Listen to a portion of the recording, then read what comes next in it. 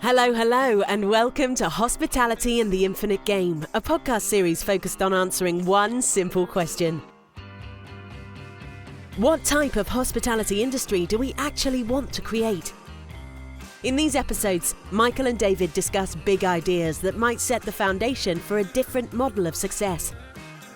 A model which would allow us to piece together a bold new way forward, where our businesses can thrive whilst making a positive impact on people, communities and the planet. We make no claims to have all the answers, far from it in fact, but we hope these conversations might just get you thinking. We are learning, and hopefully you'll learn with us. So join us. The game is afoot, and it's an infinite one. Okay, Michael. So today I'm going to interview you on something we've mentioned a few times on this podcast, but that you know an awful lot more about than me. It's the big C of business management. Of course, I mean culture. So when I was reflecting on this, I always find that people often talk about it as a secret weapon. It's almost a panacea for all business problems. You know, culture eats strategy for breakfast and all that is quite a common phrase I hear. The best companies seem to have a great culture, and other ones are said to have a toxic one.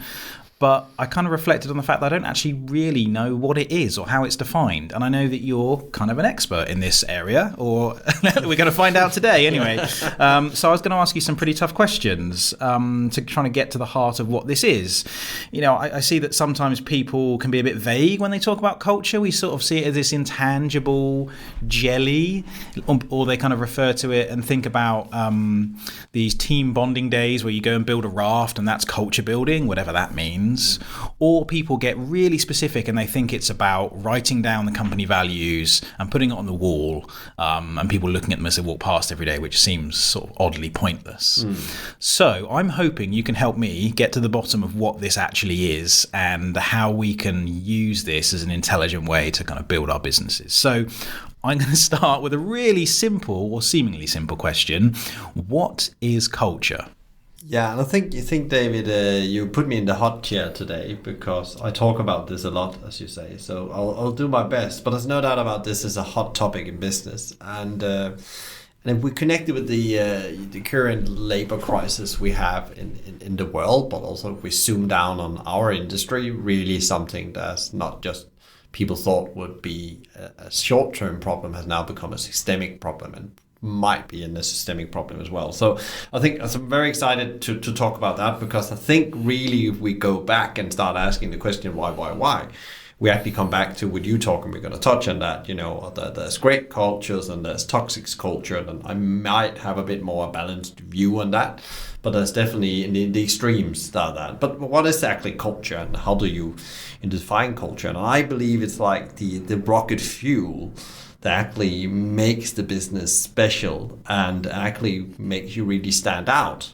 because it's actually what makes you distinguished to all stakeholders, and not just the employees, the customers, the shareholders, the society and community. That culture, the way you are, the way you behave. So it's in my algorithm, and I'll try to make it simple. I like simple. Let's go with simple. I thought that when I was coming here today. I couldn't come with a complex definition. I need simple. Give it to me. So David's, for in the honor of David, I came down to, it's like belief times behavior equals culture. Beliefs times behavior equals culture. Okay, that's interesting, because that then came to some of my follow-up questions, which is, does every business have a culture regardless of whether it is trying to create one or actively manage one? And I guess your algorithm there would mean that yes, because every group of people will have a set of beliefs and a set of behaviors, and that will therefore create a culture. And I guess I had another question, which is a company of one, is your culture effectively your values and your actions? But I guess you've changed that into beliefs and behaviors. So I guess you'd actually answer a couple of my questions there, in that every company would have a culture regardless, would you say? Yeah, and we'll come to that, because what's really interesting you're saying that is culture is created by beliefs, which is driven by the behavior of the group, as you call it, or the team. And what another thing I looked up just today, the definition of culture, which I thought was really interesting because I was in the hot seat today, and I hadn't really, gone back in history and looked at history and culture. And of course, there's culture as countries, as nations, as groups, but in companies. And if you go all the way back to Latin, and when they talked about culture, it means care.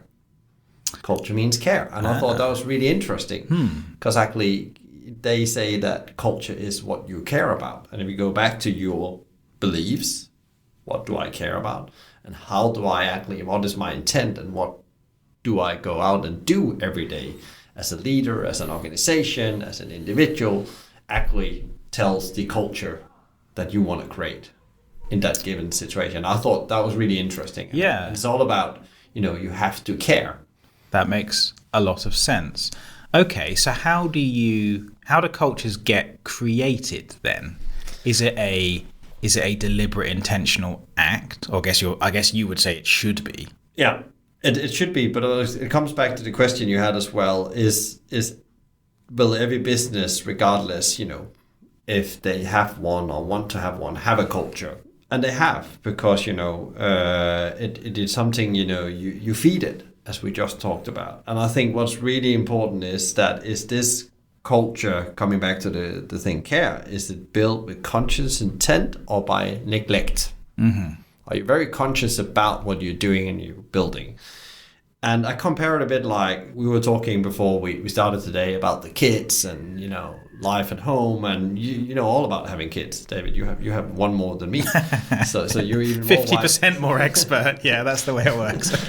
But you really want to do there. You work really hard when it comes to your kids and your family to do the right thing, and there's never a guarantee that's going to work, because there's always, no matter how much questions about how much effort you put, energy, focus, you believe it will increase your chances. Of course it will increase your chances, but you are not in control of that. And cultures in organization are a bit the same. Of course you want to do the right thing, you have put all the intent in, but you can't control the outcome and how the organization and culture 100% will develop. But you will control it more, and like your kids, will probably turn out better if you put the time and intent into it. That's really interesting. That ties a little bit to what we spoke about in the last episode, and I mentioned Rory Sutherland talking about the fact that businesses aren't deterministic, they're probabilistic, and the best you can really do is try and stack the odds in your favour. And what you're saying is that culture, recognising culture and actively building culture, is effectively giving your business the best chance to succeed by stacking those odds. Yeah, and I think it's going away from you said that you've written something on the wall, so actually you go deep into it. You really need to work in a bit like you would do with your product, with your design, and you really need to understand things and really go deep with it. And I think that's some of the things we're going to come back to now. Your questions about how do you actually create culture. And I think one of the most common questions I get from people when they want to talk about culture is that, how do I build a great culture? What is the best way? What is the fastest way? What is the special sauce? What is the one thing? And they sound like good questions. Let's try and answer them. Or can we? Or is there a problem with those questions? Well, they're looking for the algorithm, the recipe, the one thing. And as you probably already have guessed, David, from how our conversation started out, there's no one thing. Leaders in an organization that sees culture as a critical part of their ecosystem, building great businesses, are doing 1,000 things. They feed their culture with 1,000 things, as I said. Their beliefs and their behaviors, and they have lots of systems and so on. So, and also what I've learned when I've been, talking with leaders, and I can mention a couple I've been really studying here the last couple of months, not just for this, for another piece of work I'm doing. I went back and listened to my interview with Nisha Katona from Oakley, Tom Barton from Honest Burger, and Marta from Gales, and Ari from Zingerman. And it was really, really interesting how they all have some mindsets, believe the culture is important, but how they approach it and how they get to the result are very different, but it fits in their framework, in their group of people. But they have done different things. They have not followed one recipe, but they had the focus and intent of doing it, coming back to the other question before. So they're growing a culture that is right for, I guess, them and their business. Yeah. But do you see... quite a strong overlap? Is it like the difference between, an oak tree and a silver birch, or is it like an oak tree and a rose bush, which are quite or all of those okay, right? I mean, maybe there is just that much variety in these different cultural ecosystems. What do you think? There's some traits of what they do, which I think was really interesting, as I had to prepare for this, but I already had this in my head. But what I really found out when I was looking at these and 20 other interviews I've really gone in depth with, and some other research, is that, in general, the people that get this right, I said from the outset, is an evolving thing. Yes. But mastering and going deep with culture, they define it. So they get very clear about what kind of company and impact they want as a culture. So that's their, the purpose, vision, mission, beliefs, values, principles, call it what you want. And they when I say define, they have them written down, not just on a wall in marketing sentence. They have documents that will dictate this. So Zingerman, for example, have an 18-page vision and culture document that sets out how the future looks and how the culture should evolve to deliver that future. They teach it. They have it involved in all their touch points on their people journey. They talk about their culture. They teach how to, not say you have to behave like this, but this is how we do things around. This is why it's successful. They give access to it. They teach the values. Another example of people teaching the value is Pizza Pilgrims. They just released a podcast about their values, where the staff talk about the values and what it means to them, sending that out to all their staff. They live it, and that's the hardest part. You can write these beliefs down, but then when you live it, you do it every day and you measure against it. I think that's a really interesting point, because I was just trying to work through. I mean, we're a small company. There's 4 of us in our company, and we have a very strong, purpose and mission and vision, and we have values that we look to. But I guess what I was thinking is that there's a difference between, if we say, excellence is a value of ours, everything needs to be excellent. If you just write that word down, it's very static. It doesn't live. But what does live is a series of questions below it. So if we're reviewing anything, we're looking at it, and the question is it good enough? Is it really good enough? Could it be better? So maybe the value has to be underpinned by some questions or behavior that become muscle memory. Would that be fair? You want that to become the organization's? Yeah, and I think one good example is Tom Barton. He talked about, when I interviewed him, about they have this word over the door. It's principle are their main belief. Yeah. Honest. And he talked about how he and the organization has gone deep into the word honest and what it means to them and how it's lived out during the pandemic. That was part of the leadership team, and involved their staff. But also he was rewriting their manifesto, because now honest means a different thing now than it meant in year 0. It means a different thing. It evolves. So again, as you say, how do you actually, ask the right questions to define what honest is in their situation? Because honest, if you had the value honest, it might mean something in your business that means different in honest burger. So I think that's again in a part of living. And I think what you said there with the question is really interesting.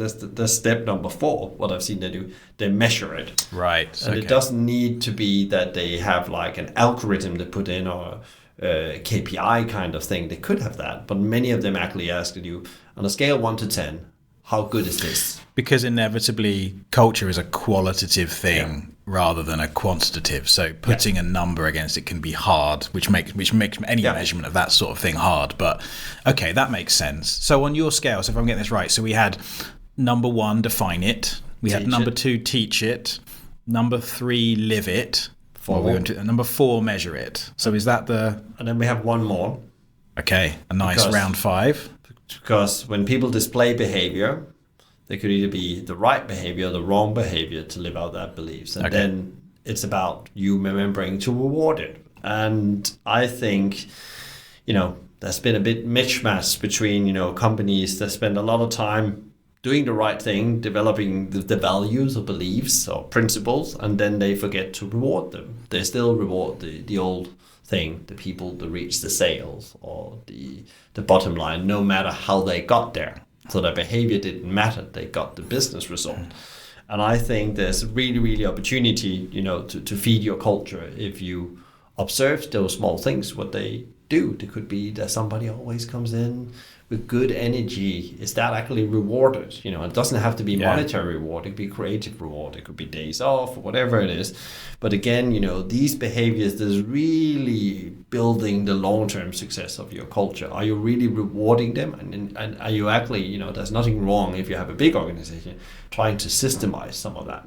Because you have to at scale in some way. Yeah. Okay, so I guess like, rewarding good behavior in your kids. I guess it's a similar thing. You're trying to create habits in a way. It's a habit. I mean, whether you call that muscle memory or habit. Okay, so that's positive habits. I mean, that reminds me a little of what I obviously knew about Nisha, Katona and Mowgli before I went to visit the first time a couple of years ago. And I was sitting in their restaurant. It wasn't very busy. It was in, where was it? Oxford, I think. And I was sitting at the table and I noticed one of the kind of waiting staff pull one of the managers aside, and they were just sort of huddled together and talking quite quietly. But he was saying to the manager, I noticed that a few customers yesterday, there's a plug socket next to the legs of this banquette seat, and they kept knocking their leg on the plug. So I'm wondering if we should move the plug so it's easier for people in the future. And in that moment, I thought, wow, okay, there's something unusual happening in the level of dedication of these staff, because I don't think you would get that in a lot of hospitality businesses. So it's interesting how you can start to see, and I mean, having seen and understood a bit about Nisha and how she works and how she puts everything across, and heard her on your podcast, I can believe entirely that she sets that kind of culture and probably lives it out as well. But actually, that does bring me to another question.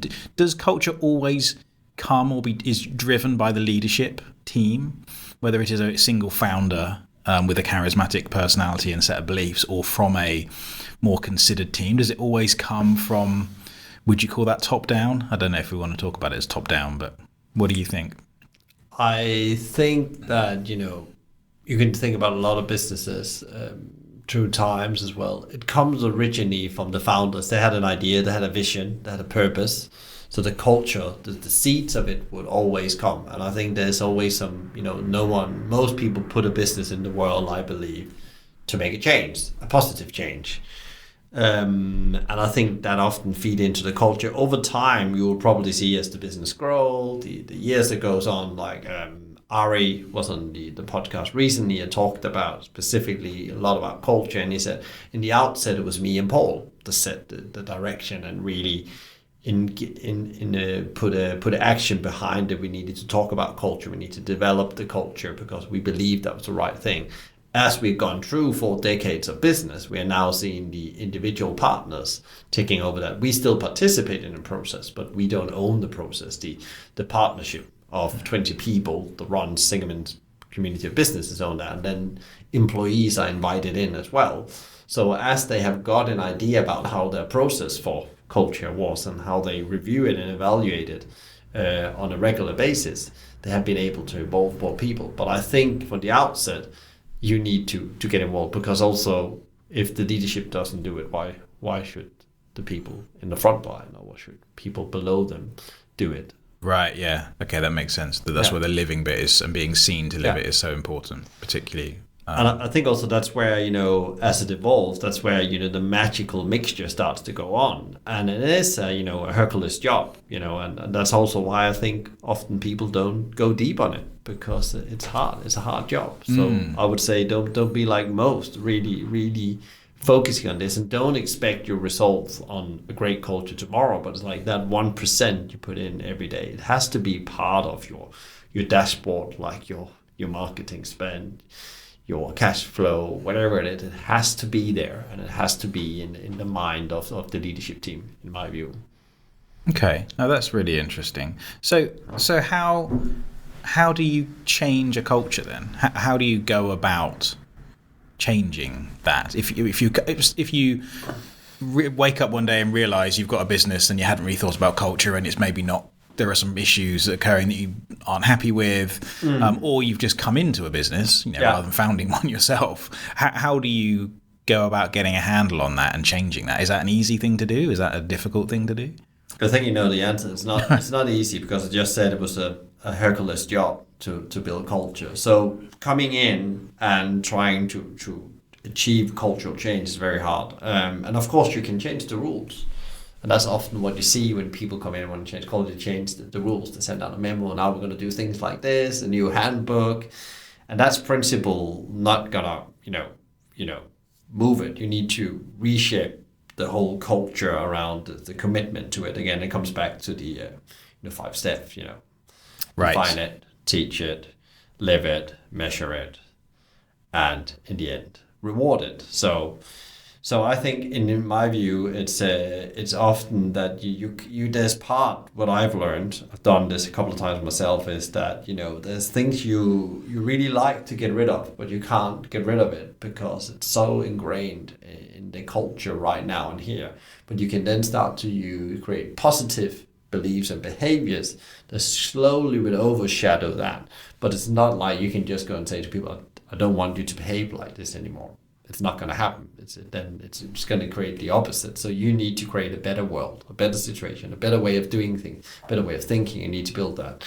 So you're like a gardener then. You're kind of coaxing it and taking cuttings and kind of growing the best version from, but you're not changing the stock that you started with effectively. You can't throw it all out and start again. If you use the garden analogy, so like I have a garden and the people who had it before me, they grew a lot of bamboo in it. Mm-hmm. And it's taken me quite a long time to get the bamboo out because I didn't want bamboo because it destroys everything. It's a beautiful thing when it stands in the corner, but it destroys most of your garden. So that's a really good example of where I tried then to move things around in the garden. I had to. But I think it's really important to be realistic about when you go in there and gradually build up the strengths, of what you want to see so it overshadows the behavior you don't want to see. You can't remove it with one memo or one direction. I don't know if that answered your question. No, that's really helpful. I mean, it makes sense. I'm just trying to piece together and see if there's any questions that I think are kind of left unanswered. But no, it's kind of all making sense. I mean, the point is at the moment, you will develop a culture regardless because it's based on your beliefs times your behaviors.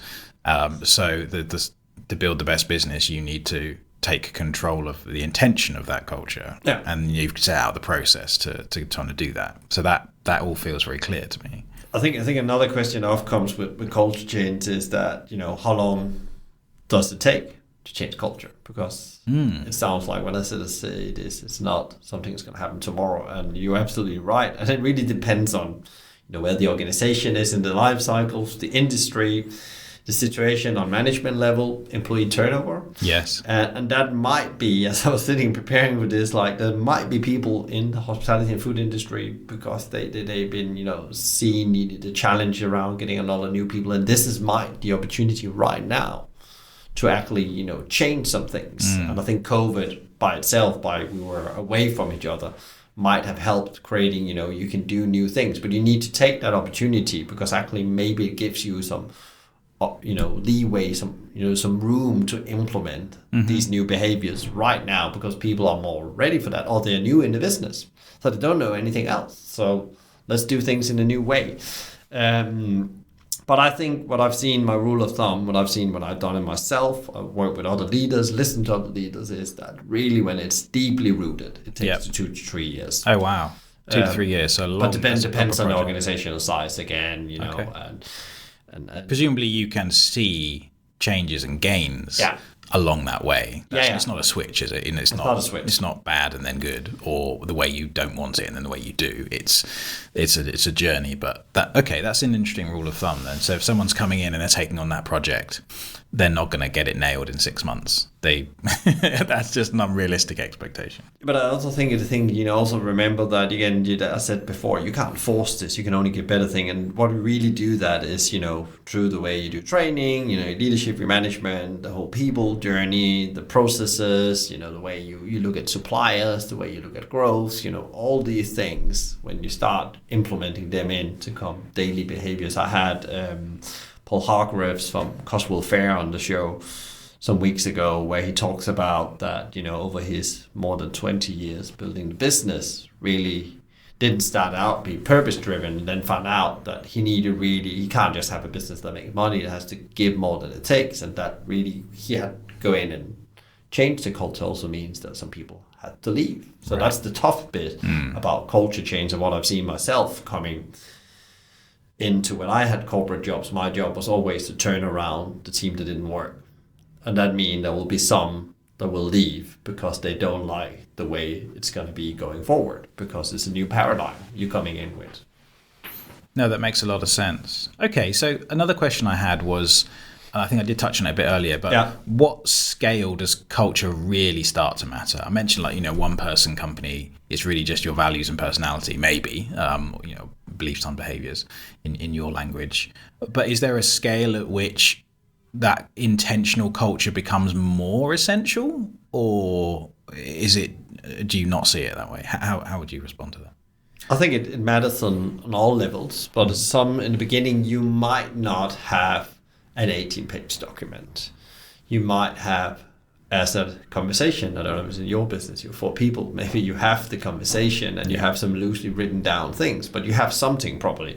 And I think it's that intent of, from the outset, you start to write down that one page that can help to make the right decision. And I work with a little business. They're one restaurant. They have 26 seats. They're open now after the pandemic, 3 or 4 days a week. But they have the book of culture we created. And it was created, first of all, getting clarity about the vision. And they wanted to redefine Indian cooking. And then we built some values, beliefs, and that helped them actually to understand already before the pandemic what kind of people do they want in the organization, help them optimize the recruitment process, because I think very small business often spend a lot of time recruiting the wrong people because we get so focused on we need to get a job done and not the skills. But I'm not saying that you can just hire an attitude. I understand there's a job that has to be done, so both has to balance. But I think that when you get more clear about that, also you would not see the turnover you normally would see, because the person that comes in, what they did in Manju's, what they gave them the book before they came to the interview. Yes. And the people that hasn't read that book, there was no reason to employ them because they were not excited about what they're going to be joining. Yes. So people it's that also read it and was excited, easy. So it's also a filter then. Yeah. So culture is a filter for you to get better hires, which maybe also is a factor in why companies with, in inverted commas, great cultures will have higher retention rates. Yeah. Because I've seen some other, they feel, not gimmicky is the wrong word, but who was it the other day? Was it Paddy and Scott's? Mm-hmm. Where someone had passed their probation and they offer them £5,000 to leave. And, you either take the money and leave, in which case, you weren't committed to the company, or you take the job. I don't know if that was Paddy and Scott's. It may have been somebody else. But I guess that's they're testing a fit at that point to just check that person is excited to be there and therefore, is a kind of a player on the bus that you want to have. Yeah, I think they got that from, I think it's Paddy and Scott actually. I think John talked about it when I interviewed him as well.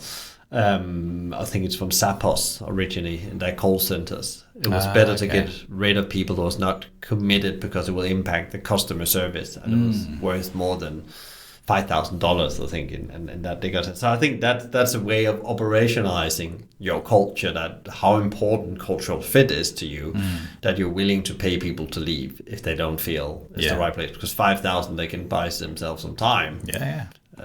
Take a couple of months off and find your job. But I think really what's important when it comes to culture and when to do it is also like many startups neglect this, I think, and that becomes really a problem for them when things start to move fast, because it's always high pressure environment. Being part of startup myself and corporate life, there's no cushion, and it's mentally hard to be in these businesses because the pressure is for cash, for survival, to make it work, to prove yourself is always there. And I think that really impacts people. And I've seen a lot of great people burn out in startup environments because the founders, the business was not aware about that, the importance of having a culture in place and talk about how we do things and have clarity. I think also clarity on the vision and spending time and involving people so they understand, what are we working? I'm not just sitting doing this task and the spreadsheet for no reason.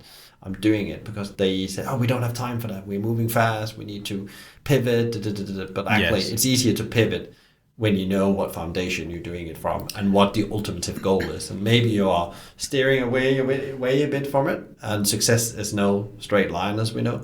But again, if people know what the basic rules of engagement are and what vision we are hunting, I think we are in a better place. And I think we could avoid a lot of stress, spending just a little bit of time of thinking together about that. So if I was playing devil's advocate a little bit, if we had a clear vision for the company, as in the direction of what problem we're trying to solve, the direction we're trying to go in, do you need to really worry about culture? If you just hire smart, well-adjusted people that get along, we don't need to worry about it, possibly. Is that realistic? Is that naive? What do you think about that? I think you're probably right. Like there's proof of, that businesses been successful with this, startup businesses selling at a very high price, unicorn businesses, Netflix, which principle wasn't, in my view, you go in and look, Netflix was not a unicorn business, a lot of things, Uber, Deliveroo, and so on. Chelsea Football Club bought the best player you could get. But I think often, in my view, these successes are short term. I mentioned Zingerman's for 4 decades. Created a sustainable business for 4 decades, not a high growth business, but a sustainable business where it actually keeps people in job and keep on giving to society and actually also makes profit for the shareholders. So again, but they have been very intentional about culture and spending time. They maybe moved a bit slower. And I think they still have some very smart people. But I think you're right. You can build businesses, but I think the consequences of what these businesses leave behind are much bigger than if you actually, did it with intent. So I'm not saying you can't do it, but you probably want to join a team that really cares about that, because the best players started to come, the player that changed the game for Chicago Bulls. If you watched the Netflix documentary with Michael Jordan, The Last Dance, you could see when they changed the culture, and Phil Jackson really spent time on that, and Michael Jordan became a team player instead of an individual strong player. That was where the whole thing changed, that the quality of the players they could put around him was a different level. Okay, now that's really interesting. Okay, that is interesting.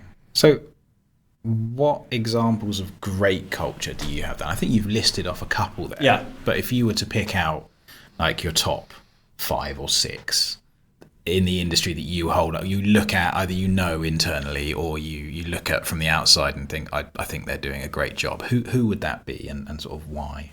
Yeah, I mentioned Zingerman's. It's definitely become, I talk about them all the time because I think they are such a great example of, excellent, not just on culture, but how in general you build a business that is very conscious about how it behaves and how it gives back. And then I think Brindisa here in London, a bit of a underdog, but they are also advocates of Zingerman and train a lot in the Zingerman's stuff. And they operate both restaurant and retail and wholesale. But again, it comes down to many, many decades of being a sustainable business, actually, that's not owned by private equity. But things can still be owned by practically Neil's Yard Dairy, that's just down here in Bermondsey behind us. Yep. If you go and visit that culture, you can see it's a special place, gone on for decades as well. You meet how they do things, how they evolve, how they grow, all the things we talked about. It comes back again, but the culture, again, is very, very, very special. Then I think Honest Burger, already mentioned, that's at scale. I would say it's a very good example at scale. They just put in, a new principle about regenerative farming. So all their meat is from regenerative farming. That's a huge change in belief in the way you do culture. And it's at that point in life where they have 52 restaurants. And the time they've just gone through the pandemic, and they actually do something that's probably cost them more money and time, but they know it's the right thing in 10 years' time. And it goes back to being the name on the door, Honest Burger. And then I think, Pizza Pilgrims, to take another local one, really, really have a strong intent to build a strong culture. And you can hear that from the founders, to talk with them, to how the people talk about working there. And doesn't mean they have the same challenges, but they're really on that journey. And they're still a business in the same age as Honest Burger. They're still finding their feet, I would say. The first 10 years always chaos, I could imagine. In any business, the first year you just want to survive, and you reach year 5 and then celebrate that, and then that's 5 top years and a pandemic on top of that. So that's my top 5 to go and look at and be inspired from. Okay. So, and if you were to kind of draw a circle around the kind of key traits Yeah. of those businesses, I think you touched on a few of them there. But Yeah. do you want to? Yeah, so what I often see with these businesses, they are top performers within the industry and domain. Maybe sometimes they're not mentioned. Like Zingerman was not mentioned everywhere. I found them because I was interested in the subject. How do you build a business that gives more than you take? And I found this thing, but they live like a very quiet life, but they still, if you look at their numbers. What was it, $70 million? I mean, that's not a small business, is it? Revenue is insane compared to, and the amount of customer they have outside their own town. They only operate in one town, Ann Arbor, so they do one thing well in that business. But again, they're top 1% performer in the industry or domain, and they always have success no matter how the team changes in every organization. There's no one that stays forever. That's just how life is. We evolve. I've been in some great places, but I evolved and wanted to go and do other things. And so some people would stay, maybe the foundation, the founders would stay or whatever, but businesses evolve. That's actually a really interesting point, because therefore the culture you're developing adds resilience to your business that doesn't rely on the actual individuals, or kind of de-risks the inevitability of individual change. Okay, that's a really I think like that's the two main traits from it. Then there's other thing, they have a relevant business model, of course, and they love their product. You think about how Honest Burger talk about the pots, the burgers, and Pizza Pilgrims talk about their pizza and the quality of it. How Brindisa talk about Spanish produce, This is like another thing, and you will take Patagonia as another example of how they talk about it. And then I think in hard times, you've seen fans stick with them. The Eat Pizza at Home kit that went absolutely mental for Pizza Pilgrim, just show the fan base they had. Like, these people didn't buy it because they could suddenly order a pizza. It was because it was Pizza Pilgrim doing this thing, and now I can't go there and get my fix and get it home.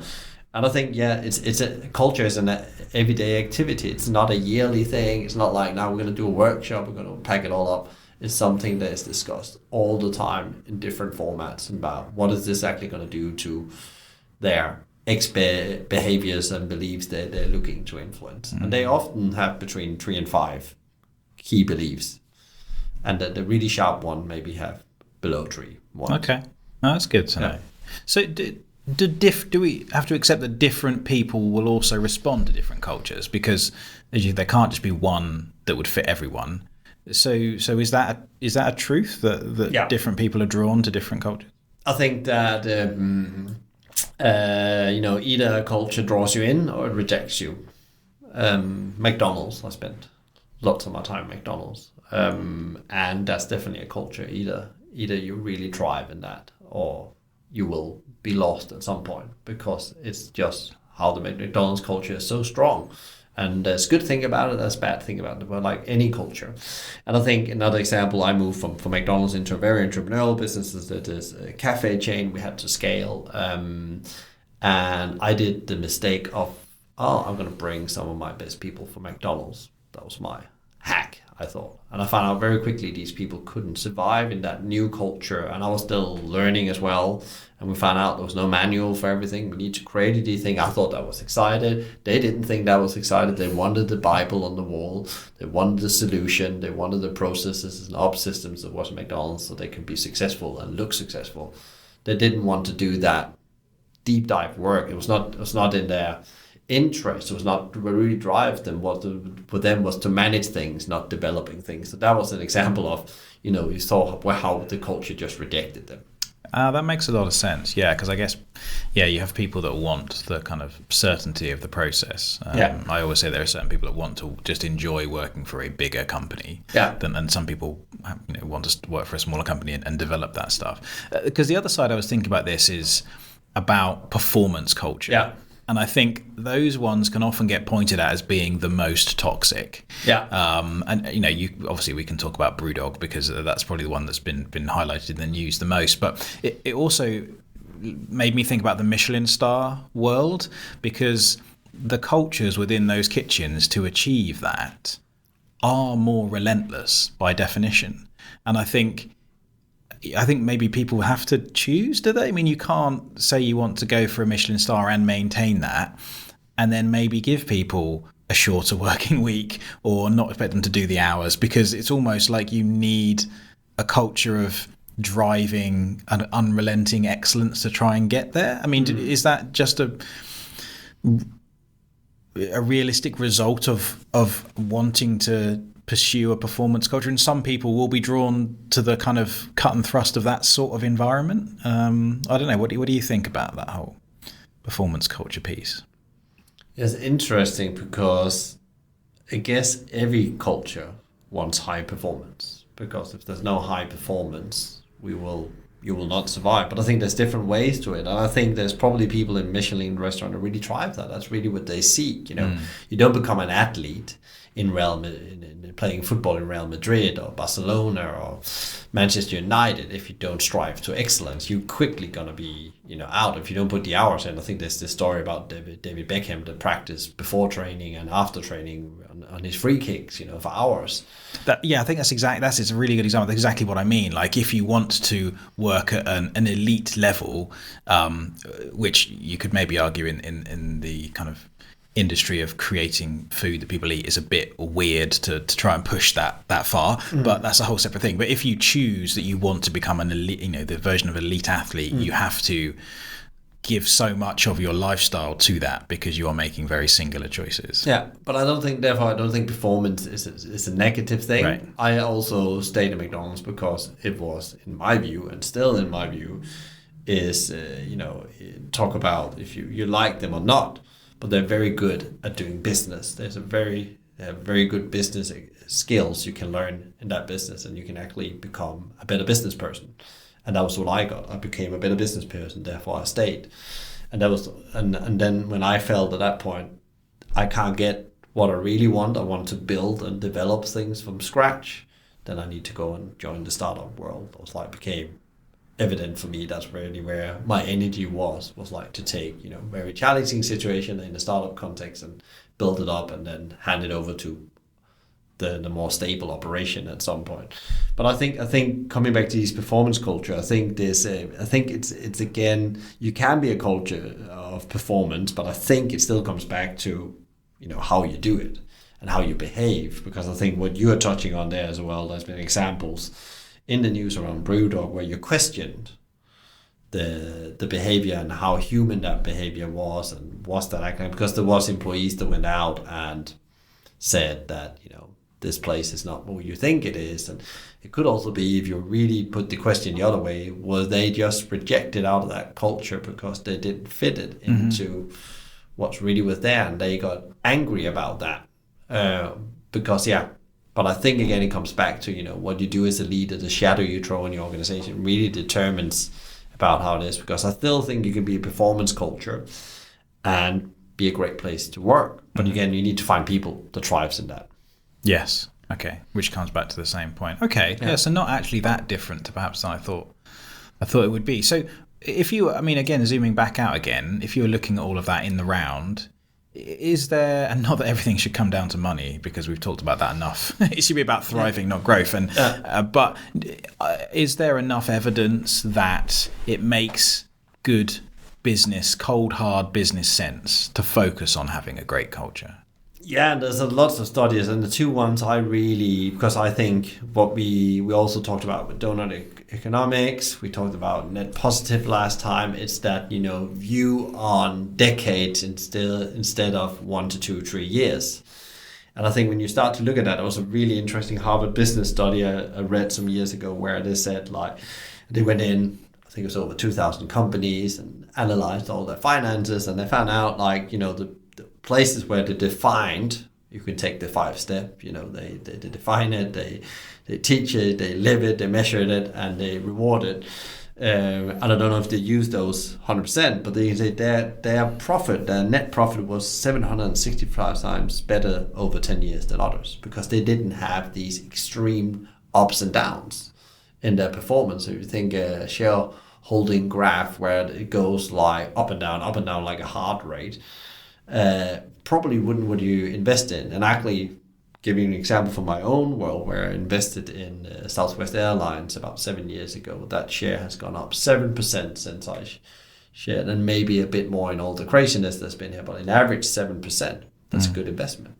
But also know they have a very unique culture and they live those 5 steps. So when I invest in anything, I use those 5 steps to look at a company and say, are they actually doing that? Because then I know their performance, true market dips or whatever happens, will be consistent. If I can get 7% of the money I put in, I'll be happy. That's a good investment. That's another conversation. And then Jim Collins did his famous work on Good to Great, where him and Mr. Hansen looked at 1,400 companies and they defined what great looked like, and it came down to 11 companies that had these traits, and they performed 7.56 times better in the market. So they looked at company that was listed on the stock exchange in the US, but they performed 7.56 times better than a company over a 40-year period.